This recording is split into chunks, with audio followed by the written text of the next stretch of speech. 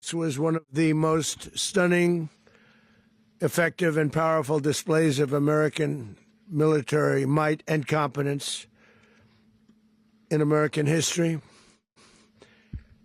And if you think about it, we've done some other good ones, like the attack on Soleimani,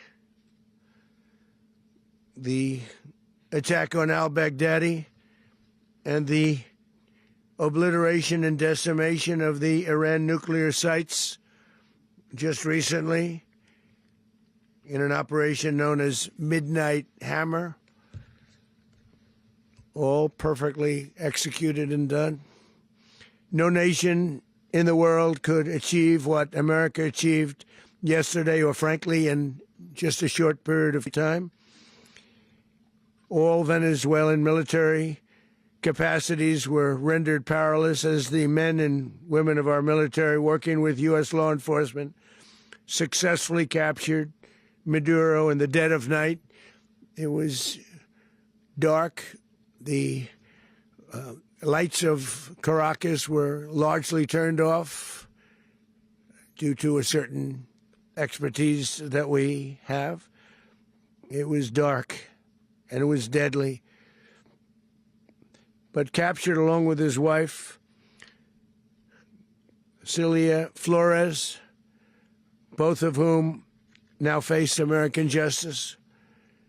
Maduro and Flores have been indicted in the Southern District of New York, it's Jay Clayton, for their campaign of deadly narco-terrorism against the United States and its citizens. I want to thank the men and women of our military who achieved such an extraordinary success overnight with breathtaking speed, power, precision, and competence. You rarely see anything like it. You've seen some raids in this country that didn't go so well. They were an embarrassment.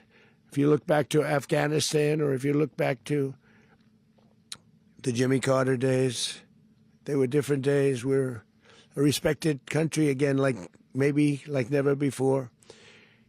These highly trained warriors, operating in collaboration with U.S. law enforcement, caught them in a very ready position. They were waiting for us. They knew we had many ships out in the sea, just sort of waiting. They knew we were coming. So they were in what's called a ready position.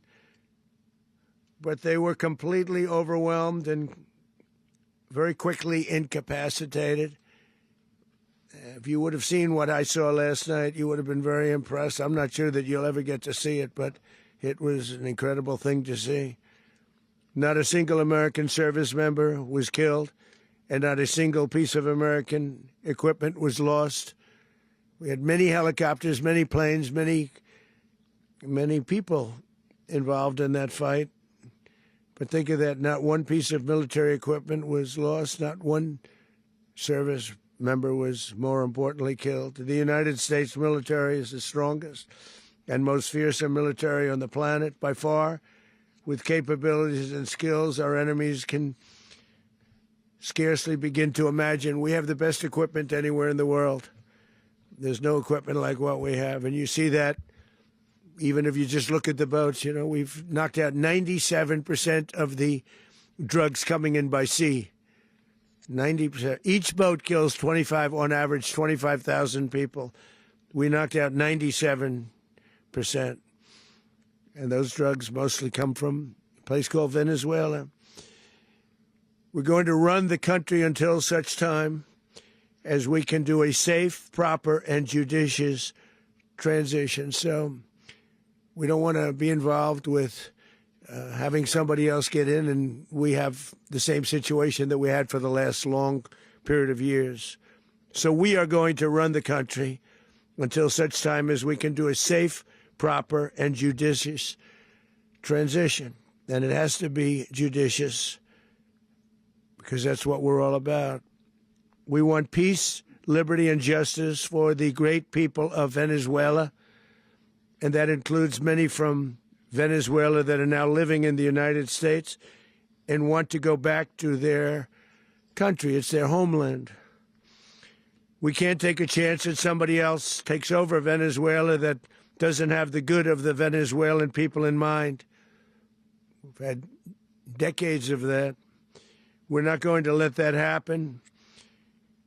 We're there now, and what people don't understand, but they understand as I say this, we're there now, but we're going to stay until such time as the proper transition can take place. So we're going to stay until such time as we're going to run it, essentially, until such time as a proper transition can take place. As everyone knows, the oil business in Venezuela has been a bust, a total bust, for a long period of time. They were pumping almost nothing by comparison to what they could have been pumping and what could have taken place. We're going to have our very large United States oil companies, the biggest anywhere in the world, go in, spend billions of dollars, fix the badly broken infrastructure, the oil infrastructure, and start making money for the country. And we are ready to stage a second and much larger attack if we need to do so. So we were prepared to do a second wave if we needed to do so. We actually assumed that a second wave would be necessary, but now it's probably not. The first wave, if you'd like to call it that, the first attack was so successful, we probably don't have to do a second, but we're prepared to do a second wave, a much bigger wave, actually. This was pinpoint, but we have a much bigger wave that probably won't have to do. This partnership of Venezuela with the United States of America, a country that everybody wants to be involved with because of what we were able to do and accomplish, will make the people of Venezuela rich, independent, and safe. And it will also make the many, many people from Venezuela that are living in the United States extremely happy. They suffered. They suffered. So much was taken from them. They're not going to suffer anymore. The illegitimate dictator Maduro was the kingpin of a vast criminal network responsible for trafficking colossal amounts of deadly and illicit drugs into the United States. As alleged in the indictment, he personally oversaw the vicious cartel known as Cartel de las Solas, which flooded our nation with lethal poison, responsible for the deaths of countless Americans, the many, many Americans. Hundreds of thousands over the years of Americans died because of him. Maduro and his wife will soon face the full might of American justice and stand trial on American soil. Right now, they're on a ship they'll be heading to, ultimately, New York. And then a decision will be made, I assume, between New York and Miami or Florida. But we have people where the overwhelming evidence of their crimes will be presented in a court of law. And I've seen it. I've seen what we have. It's both horrible and breathtaking that something like this could have been allowed to take place. For many years after his term as president of Venezuela expired, Maduro remained in power and waged a ceaseless campaign of violence, terror, and subversion against the United States of America, threatening not only our people, but the stability of the entire region.